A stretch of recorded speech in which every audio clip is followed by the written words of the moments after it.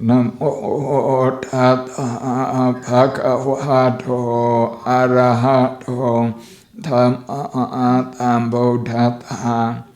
Namo Tassa Bhagavato Arahato Dhamma Sambuddhassa. Namo Tassa Bhagavato Arahato Dhamma Sambuddhassa. Today we celebrate many birthdays, the actual birthday and also, shall we say, the spiritual birthday of everyone. If we have the right attitude, every day can be as special as our birthday. So I have spoken a lot about this. Today I'm going to be talking about this, but with a different topic. Today's topic is inspired by the Vietnamese Zen master, the most venerable Thich Nhat Hanh. Unfortunately, he passed away today, 22nd January 2022. At the age of 95. So he is a world famous meditation teacher in the Vietnamese Zen Mahayana tradition. And so today, to honor him and also to honor all our devotees and all our listeners, I choose one word from him as the topic of discussion today. That topic is the art of happiness and the art of suffering. Okay? The art of happiness and the art of suffering. So when we talk about mindfulness, when we talk about Buddhist practice, we can see it, we can talk about it, we can view it. Okay, from the point of view of arts. Many meditation teachers such as Sayadaw has also used the word the art of happiness, the art of meditation, the art of happy mind and so on. So they see it as art, because it's very creative. The art of happiness and the art of suffering is the topic for today's Dhamma discussion.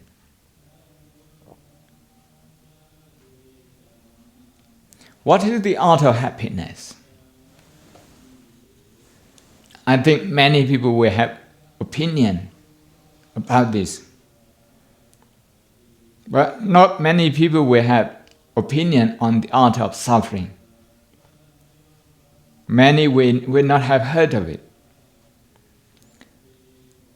Okay.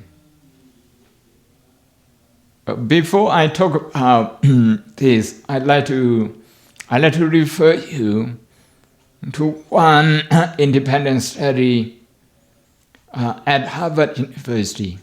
It's more than 80 years old research.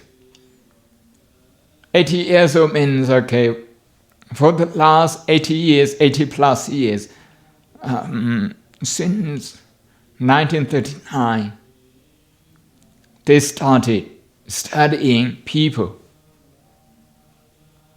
and their life. 640 people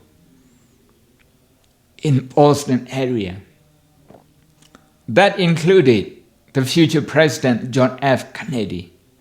John F. Kennedy was included in this study subject. Some of those people are in their 90s now, as you can imagine, almost 100. Not many of them left. So Harvard University has recruited their children, their siblings, and the study still goes on.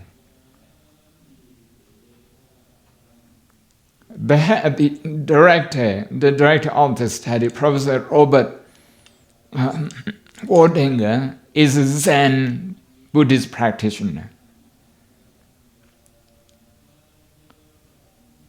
You can look at this. You can watch his lecture online and also on YouTube. He talks about what makes people successful and happy. So that's how he talked about. They said, okay, every 2 years they measure. Well, they have a set of criterion which they use to study people, including taking people's, giving people a general checkup, interviewing them with psychologists, with social scientists, all those things. At the beginning, they ask young people, what would make you happy? What do you think would make you happy? Over 80% of people think you have to be rich and you have to be famous. Okay? Being rich and being famous, these are the two factors that people think would make them happy. Even today, young people still think, okay, being rich and being famous, together with being famous is something like having a good look, being attractive, okay, adds on to the list. But on the anniversary of 70 years, on the 75th years anniversary of that research, Harvard University gave a big report because they didn't know what they would find when they began their study.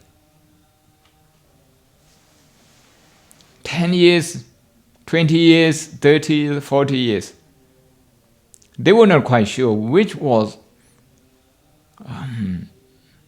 the main factor that takes people. They were not quite sure at that time.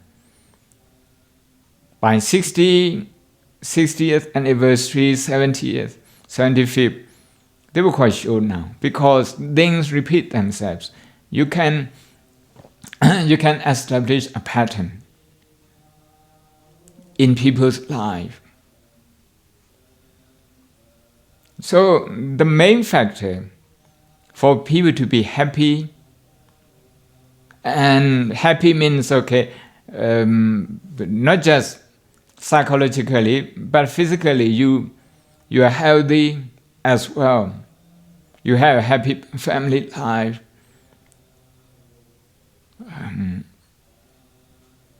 And you are successful as well.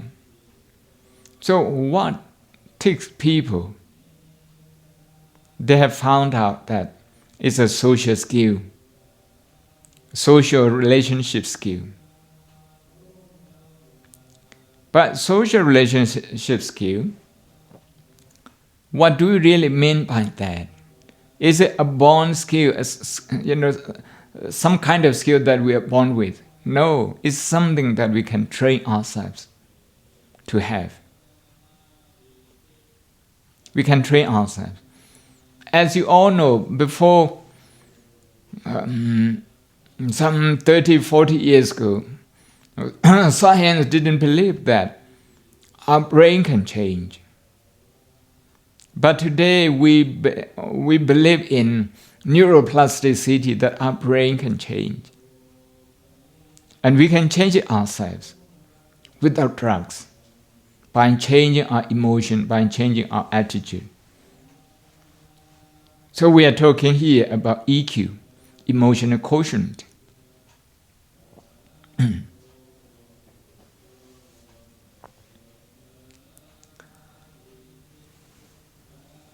So by managing our emotion, we actually enhance our social skill. People talk about self-awareness and social awareness. Self-awareness is knowing your emotion and knowing how to manage them. Social awareness is about understanding people's emotion and manage the situation accordingly.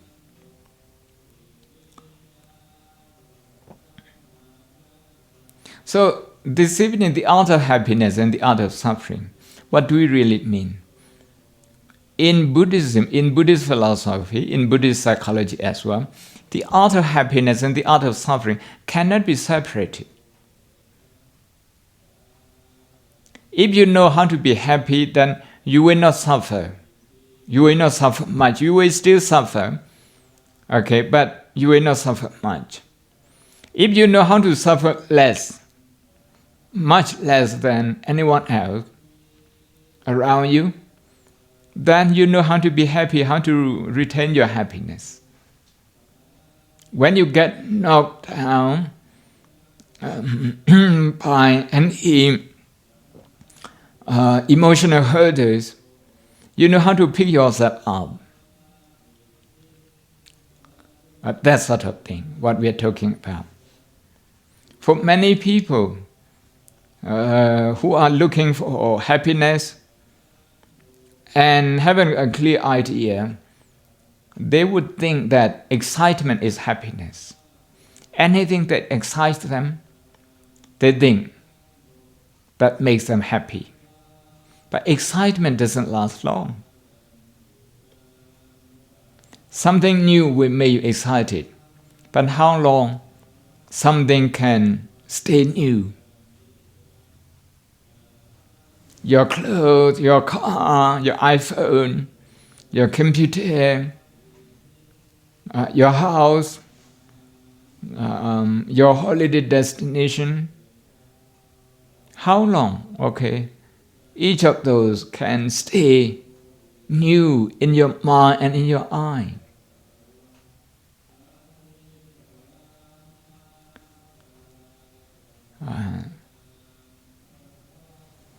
And talk about eating.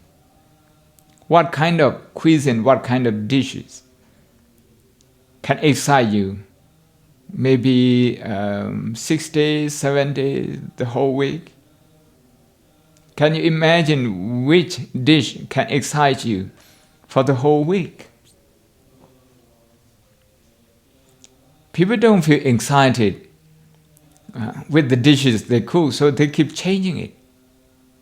It's almost a crime to repeat it 2 or 3 days in a row.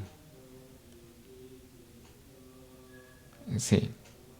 So in the monastery, we are trained, okay, to wear the same uniform every day.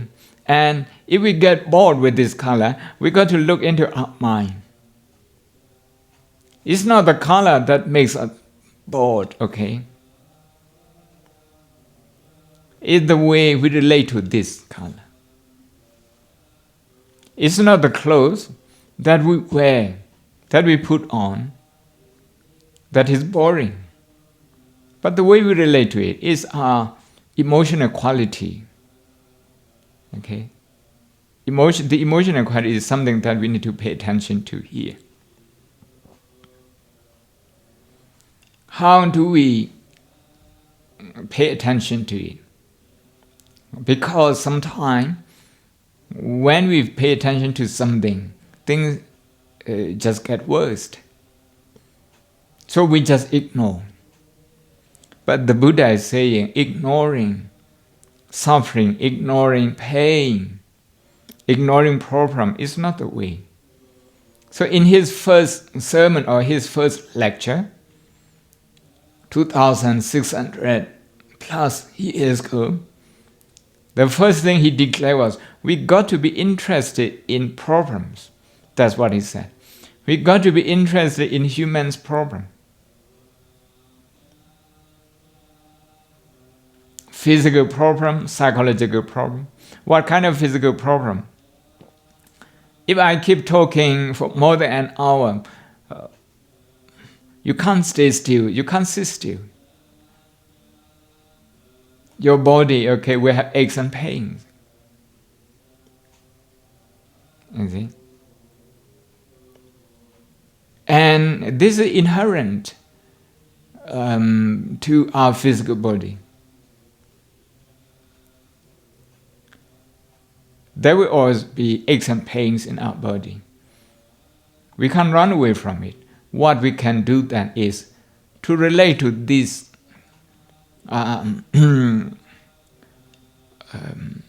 inherent feeling, if you like, the physical aches and pains, with the right attitude.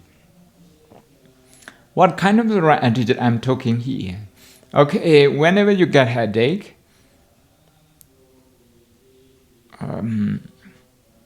you are likely to withdraw from the social activity. Okay, you are likely to do that.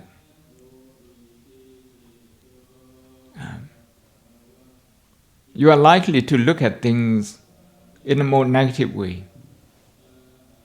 Why is that? Because at that time, you can't connect with other people. You think they don't have pain, you are the only one having it. By having that attitude, you actually put a barrier between you and other people.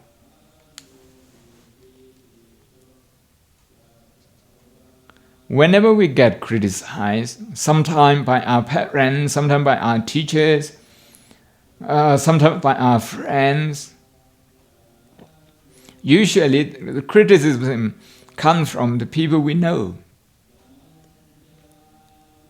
So whenever we receive those negative criticism, we just think, okay, it's not fair.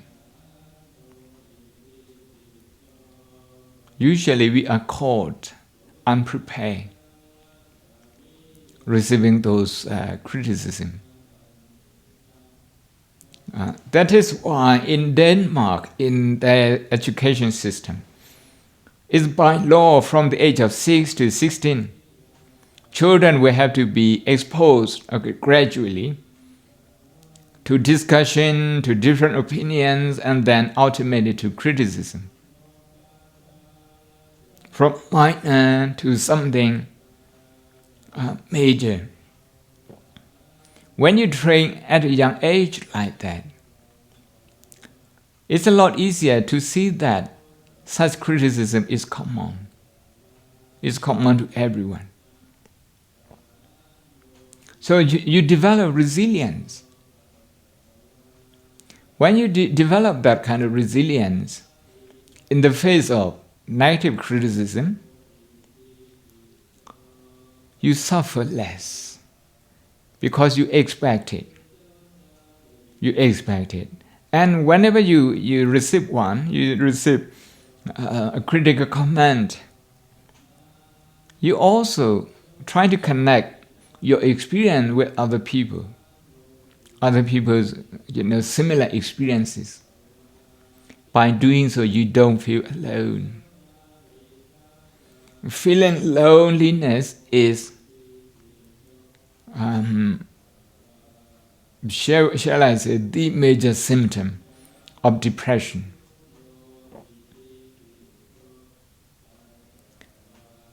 So you can see here, although we may still suffer when we receive negative criticism, but if we know we are not alone, even the Buddha, Jesus, and people in high position, presidents, prime ministers, actors and actresses, billionaires, they all get criticized. So when we have this awareness, when we link our experience to their experiences, then we don't feel alone anymore. So this is part of what I would say the art of happiness and the art of suffering. Another thing is to have mindfulness. To be mindful of what's going on through our mind. What kind of emotion, what kind of thought is going through our mind. In Burmese, in Pali, we call this Saittanupattana, contemplation of thoughts and emotion. We can train our mind to be to pick them up, to pick up the signals, the symptoms, like that. If we do so, if we learn how to do so,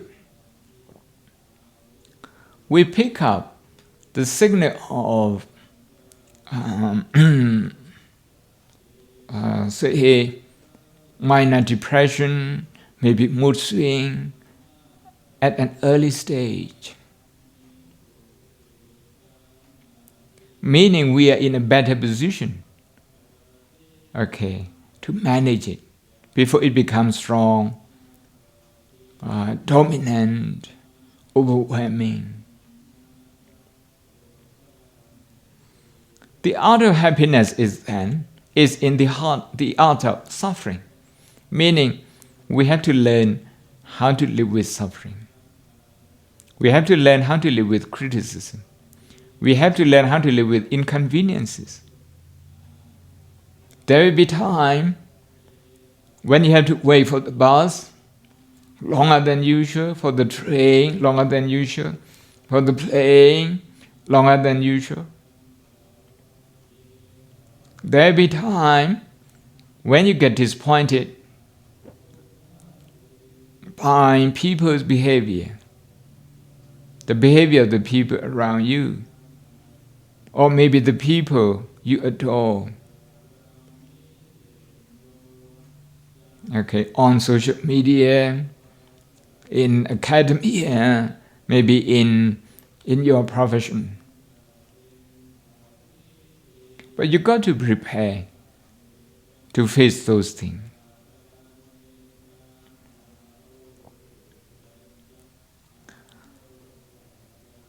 So, the Buddha summarized his own teaching or his own philosophy in 2 words. One is that suffering, the other one is liberation from suffering. He only thought about 2 things and he taught about those 2 things. He spoke about those 2 things and he would only listen to those 2 things about suffering and how to overcome them, how to overcome suffering. We cannot say that, we are safe, we are comfortable, and we don't have suffering. We cannot switch ourselves off suffering. So it's very good to read and to reflect on suffering that is going on in the world, including in Myanmar. When people criticize each other, just trying to connect with the pain on both sides. When people get disappointed, and so on.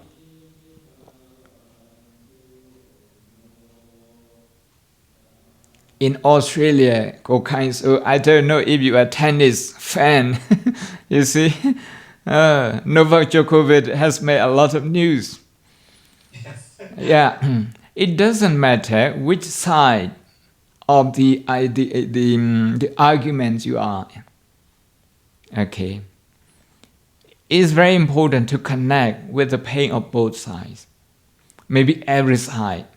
The government, the tennis Australian, the player, the other player, the people, who choose to be vaccinated, like myself and many others, and who choose not to. No. And this is the art of suffering. If we do so, we will suffer less.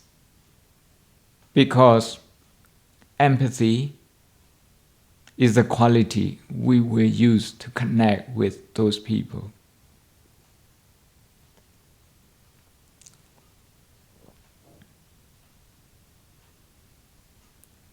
Sometimes I like to go back to excitement. Sometimes we think what we are doing is to make ourselves happy. But actually, we are not doing that. We're just making ourselves excited. So today, on many other occasions, I like to say that excitement and happiness, they are not the same. The effect of excitement wears off very quickly.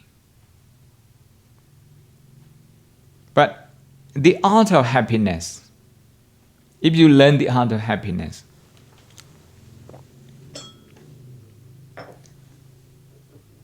a very simple act of drinking water. This is hot water. Because it's cold in China, you can see I'm rubbing myself up.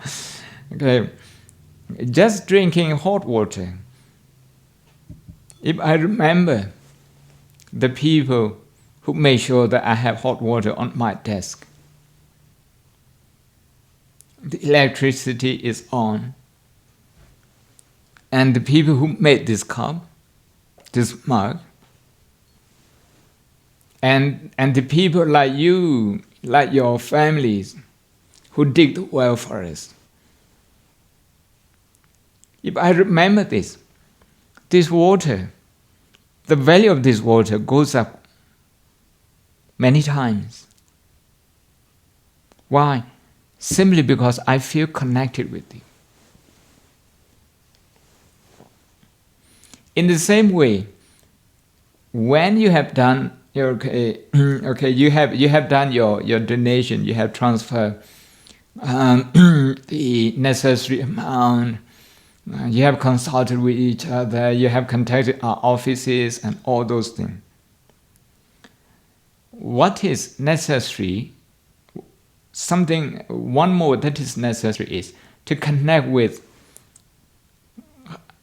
how in a day we often feel thirsty. When we feel thirsty, you are there, taking care of us. So if you look at yourself, when you are about to have a drink, soft drink, cold drink, hot drink, you look at the suffering created by thirst. Just give yourself maybe 30 seconds, half a minute. Wait for a while before you drink it. Just look inside. You recognize that pain, that suffering. It happens every day. What happened to many people is that they just go to the fridge and take something out and drink it without paying attention to the importance of water to the body. So the Buddha would think in this way. He would think everything based on problems. What's the problem? What is the problem that makes me drink this hot water? It's thirst.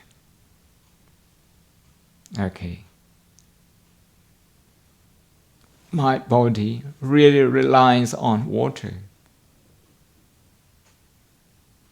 You may have heard of Sayadaw in the Sayadaw tradition. He doesn't eat. And during his retreat, his meditators, his students are not allowed to eat. And they stay perfectly healthy. It's amazing.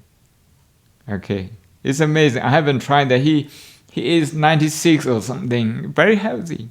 93 or 96. So when we wear our clothes, what's the problem that we have to wear our clothes? When we think about that, when we wear our clothes, we solve that problem. It's too cold and I have to put on more robes today. Before I put on, I reflected on this briefly. That this physical body has its limit in coping with the cold weather. And just as the people everywhere,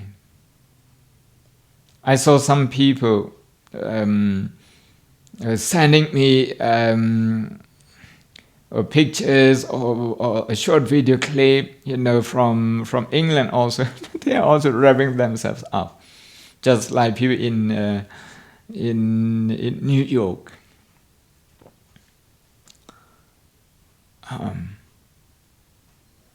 So when we have that awareness, that reflection, every time we put on something, okay, we know how to suffer less and how to be happier. It's the same thing. The same when we eat. Okay, when we eat, why we eat? We eat because this physical body relies on nutrition, on food. And before we eat, if we give ourselves about half a second thinking about this physical body, that it requires food every now and then, every few hours, not just us, but also our neighbors, they're just the same like us. And with that awareness, if we eat,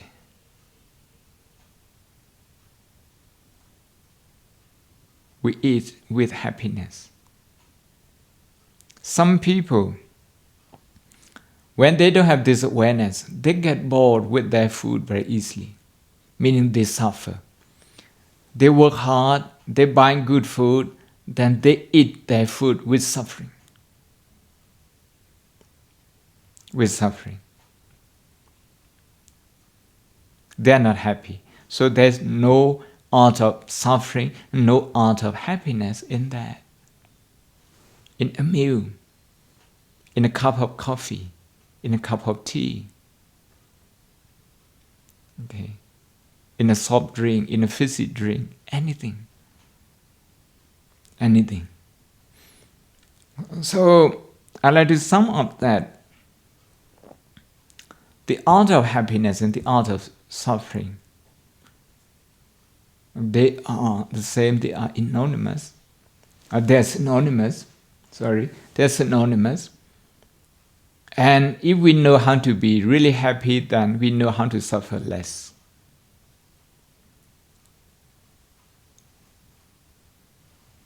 And that happiness is not excitement. Sometime in the school, at the university, we have to drag ourselves to do something. We don't get excited all the time. Because some of the subject that we have chosen, it contains something we are not very interested. We call this at Oxford, we call it necessary evil.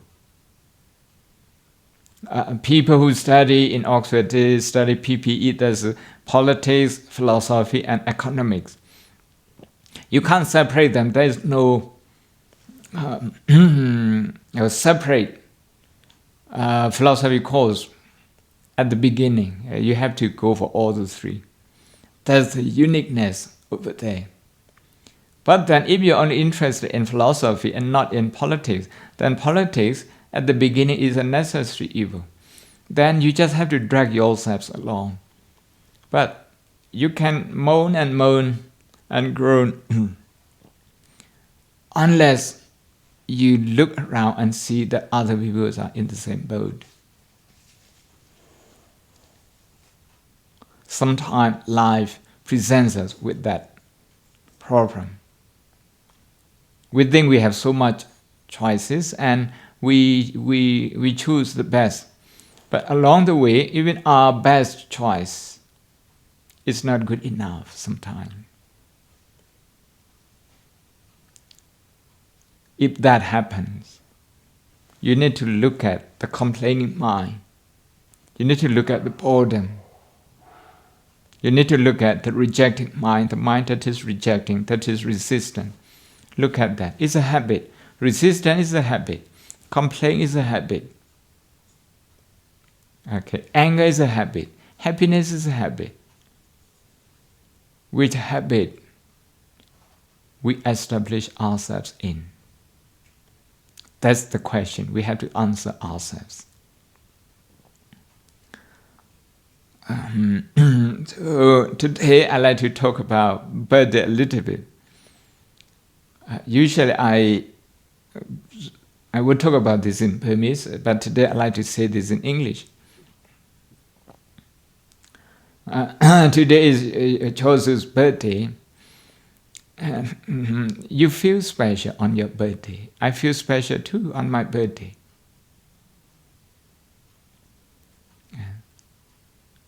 Especially when people express care and love and support towards us, we feel more special on the day. But if that special feeling is reserved only for today, and for the rest of the year 364, we don't get this special feeling, then it's a very big investment to have for this particular feeling on this particular special day. What if we can replicate, if we can repeat this special feeling every day? Every day would look our birthday. How to do that? That is, to learn how to suffer less when we cannot avoid suffering. And to retain happiness whenever we achieve happiness through our own effort. Good housing, good food, good clothes, understanding family, good friends, good education, safe environment, all these things, they are factors for happiness. But if you read a book with the title, of the same, that is Happiness, by Matthew Ricard, a French Buddhist monk, a scientist also, is one of his best sellers. Another book of his is Altruism. He studied praying. He is also a meditation teacher. He is a DNA specialist. In that book, Happiness, he said, our gene counts only for 10 plus % of our happiness. So you cannot really blame the gene. What about the environment? The social status? If we have to live with people, inconsiderate people, that's very difficult to retain happiness. So good environment is also important. Good job, good health, good education, all these things, they matter. But they only matter up to 37%, all of them together. 60+% depends on how you look at the world, meaning your worldview.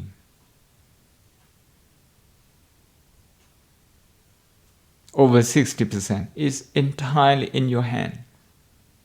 The rest are related to the environment. If you read his book, he would explain you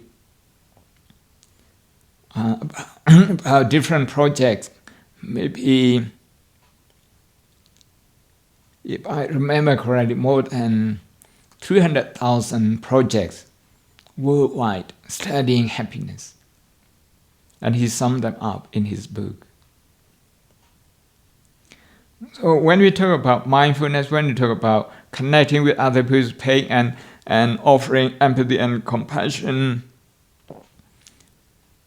and when we have a good time to appreciate, to learn how to appreciate, to make it a habit to appreciate what we have in ourselves and around ourselves,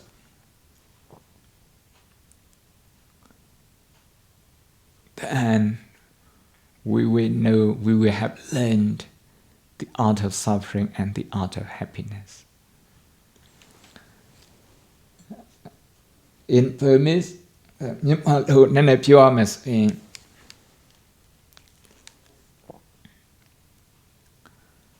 ဒုက္ခခံစားတတ်တာနဲ့ပျော်ရွှင်တတ်တာဒီနှစ်ခုကခွဲခြားလို့မရဘူးတချို့ကဒုက္ခနဲ့တွေ့တဲ့အခါဒုက္ခမခံစားတတ်ဘူးဒုက္ခထွက်ပြေးတဲ့ခါကျတော့ထွက်ပြေးလို့လွတ်လာဆိုခေါင်းထဲမှာအမြဲတမ်းရှိနေဒီဒုက္ခဘယ်သူကငါဘယ်လိုပြောတယ်ဘယ်လိုပြောဘူးတယ်အဲအကြောင်းအဲ့ဘက်ကငါလုံးဝမသွားချင်ဘူးအဲ့ဘက်ကတော့မသွားတော့ဘူးဒါပေမဲ့ဟိုဘက်မှာနေတဲ့လူတွေရဲ့အကြောင်းကကိုယ်စိတ်ထဲမှာအမြဲတမ်းရှိနေတယ်ဒီဒုက္ခပြေးလို့မလွတ်ပြန်ဘူးအဲ့ဒုက္ခကိုထိတ်တရင်မဆိုင်ဘူးယောနိသောမနတိကာရဆိုတာမှန်ကန်တဲ့အမြင်ပေါ့ right attitude ပေါ့အဲ့ right attitude နဲ့ရင်ဆိုင်မဲ့ဟာကိုရင်ဆိုင်ဖို့လေ့ကျင့်မထားတဲ့ခါကျတော့ပြဿနာနဲ့တွေ့တဲ့အခါမှာဒုက္ခနည်းအောင်မနေတတ်ဘူးစိတ်မထားတတ်ဘူးပေါက်ကွဲတယ်ရှိတဲ့ဒုက္ခကိုကိုယ့်ရဲ့မသိစိတ် subconscious mind ပေါ့ဟို Sigmund Freud ရဲ့စကားနဲ့ပြောရင်ဒီ subconscious အဲ့ဟာက multiply လုပ်နေတာ magnify လုပ်နေတာပို့ပြီးတော့ကြီးအောင်လုပ်နေတာပေါ့ကြီးအောင်လုပ်နေတာမသိစိတ်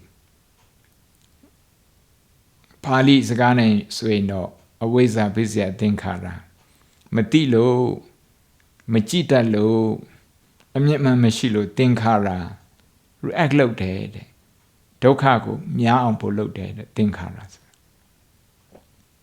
ဒုက္ခကိုမြောက်လိုက်တော့ multiply လုပ်လိုက်တာပေါ့မှာဘောဓိဉာဏ်ဆရာတော်ရဲ့တရားဘုံမခန္ဓာကိုးကားပါတယ်ငကိုဒုက္ခကတော့အစိတ်ပဲရှိတယ်တဲ့အစိတ်သားပဲရှိတယ်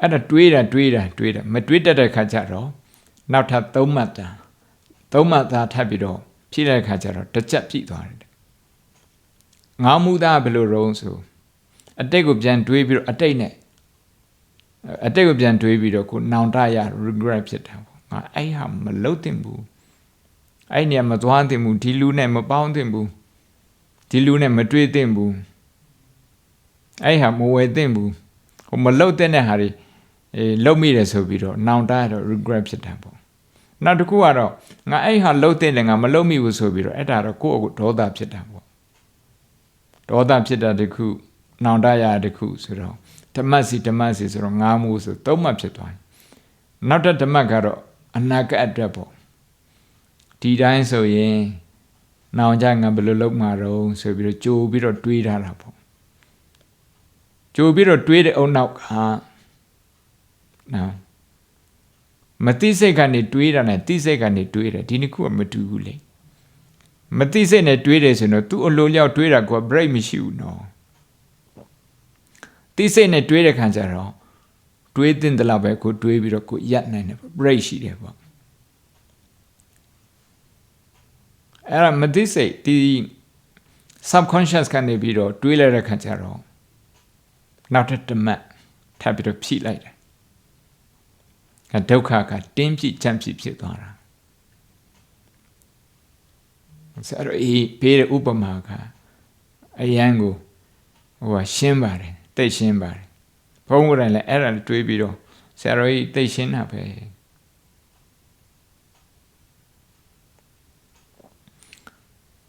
အဲ့ဒါကြောင့်ကိုယ့်ရဲ့စိတ်ကို ကိုယ့်စိတ်ထဲမှာဘာအတွေးတွေဝင်နေတယ်ဘာခံစားမှုတွေဝင်နေတယ်အဲ့ဒီခံစားမှုအဲ့အတွေးတွေကိုချက်မယုံနဲ့အောင်နော်ပယ်လည်းမပယ်နဲ့နော် reject လည်းမလုပ်နဲ့သူ့ကိုလည်းပဲချက်ချင်း believe မလုပ်နဲ့ကိုယ် curious ဖြစ်ရမယ်စိတ်ဝင်စားဖြစ်ပြီးတော့ဒါဘာတော့ဆိုပြီးတော့မေးနိုင်ရင်မေးတတ်ရင်ဒါအသိဉာဏ်တွေဖြစ်တယ်ပညာတွေဖြစ်တယ်အသိဉာဏ်ပညာဆိုတာအဲ့ဒီဒုက္ခနေပြီးတော့မွေးဖွားလာတာဒုက္ခပြဿနာဒါတွေမရှိဘူးဆိုရင်အသိဉာဏ်ဖြစ်မလာဘူးအဲဒါကြောင့်ဘုန်းတော်ကျောင်းတက်တဲ့အခါမှာတွေးတတ်အောင်ဆိုပြီးတော့ဆရာတွေကပါပေးအောင်ဆိုမိခွန်းတွေပေးတယ်လေပြဿနာတွေပေးတယ်လေ program တွေ question တွေပေးတယ်လေ so life asks us many questions every day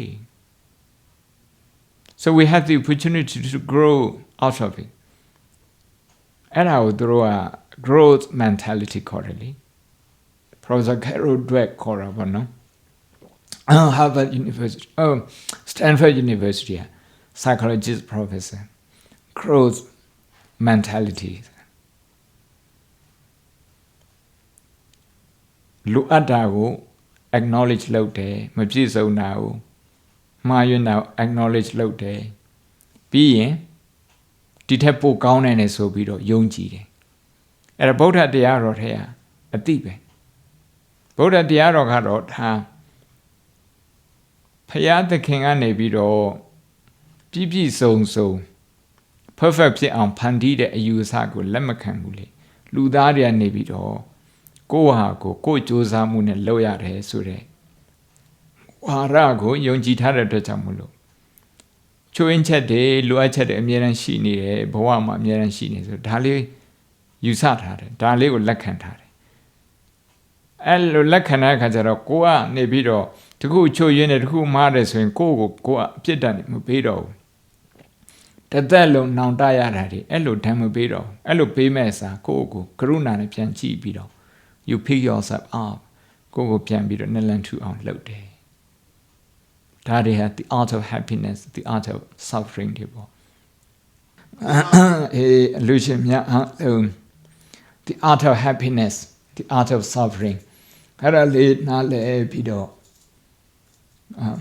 မိမိကိုယ်တိုင်လည်းပဲဒုက္ခလဲအောင်လွတ်တတ်ပြီးတဲ့ခါလာချမ်းသာမှုစိတ်ချမ်းသာမှုဒုက္ခခိုင်မြဲအောင်လုပ်နိုင်တဲ့ပုဂ္ဂိုလ်ဖြစ်ပြီးတခြားလူတွေကိုလည်းပဲအဲ့ဒီရည်သွေးတွေရှိအောင်လုပ်နိုင်စွမ်းရှိတဲ့ကိုယ်ရင်းကိုယ်ပါသာသနာပြုပုဂ္ဂိုလ်များဖြစ်ကြပါစေ။ခဲအေးဆက်ချမယ်နော်။ခဲအကုန်လုံးလိုက်ဆိုချမယ်နော်။ဟုတ်လို့အရှင်ဖေယဖေယတပိတော်တို့သည်ရှမ်းပြည်ဗုဒ္ဓတက္ကသိုလ်၌ရေတွင်းအလှူဆွမ်းအလှူတရားပြန့်ပွားရေးအလှူ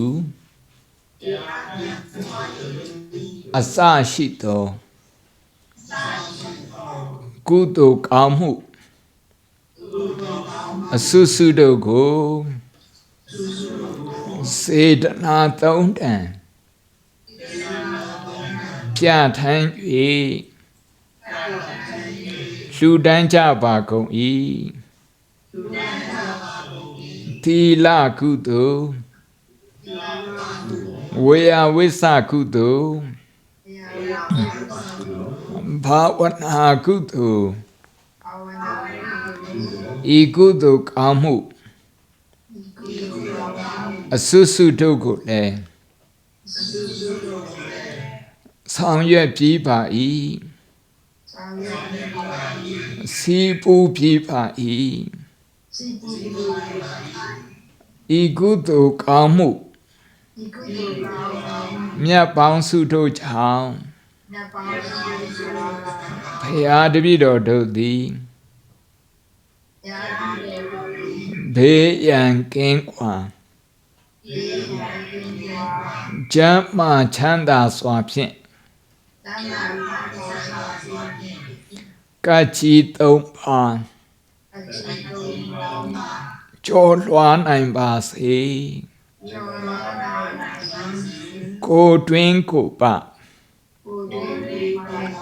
Ain twin ain pa. Phi twin phi pa. Tha na pyu nain pa se. Kudo a long I. Apho pa kha ko. Yakhu bhava. She bhava. Do satcha tho. Ami apha. Apho apha. Sayadaw. Sui myo nya daka. Asa tha yue. Tông xe đập bông. Chính lệ cha công tổ. Vĩ ni ya tát đà phong thủ à. Âm nhạc. Bế quỳ ngạ bà y. Âm nhạc ya yue. Cô xây nạp xa. Chan chan ma ma. Chan chan ta ta. Shi cha ba si tho. Kudo âm nhạc. Yết ô mô cha pa công om. Được đa được. Kudo âm nhạc. Yết ô mô cha pa công om. Được đa được. Kudo âm nhạc. Yết ô mô cha pa công om.